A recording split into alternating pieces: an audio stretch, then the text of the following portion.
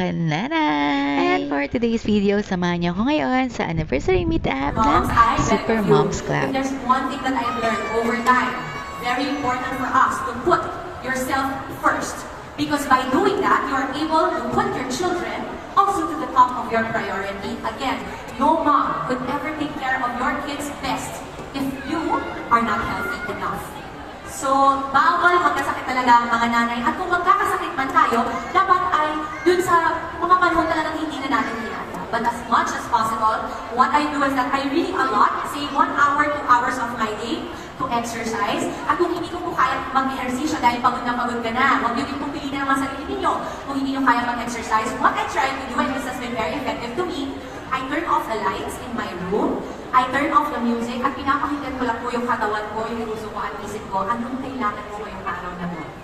What do you need para yung susunod ko namang tanong ay anong kailangan ng mga anak ko mula sa akin ngayong araw nito?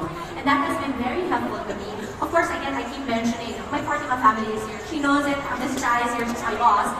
I have been heavily talagang advocating for a woman who takes care of themselves very well. I really admire Dimples Romana, lalo na sa pagiging nanay niya, bukod sa pagiging artista niya.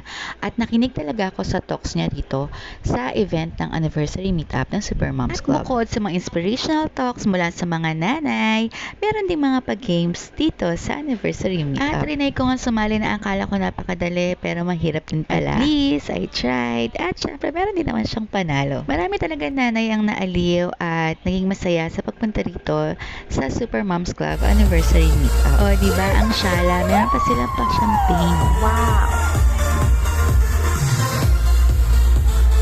At hindi lang mga nanay na nag-enjoy, pati yung mga bata, lalo na sa dami ng confetti niyan. Tuwang-tuwa rin yung mga bata dyan. Sa pag-champagne, pag-giveaways, at pag-games, syempre, meron din silang raffle.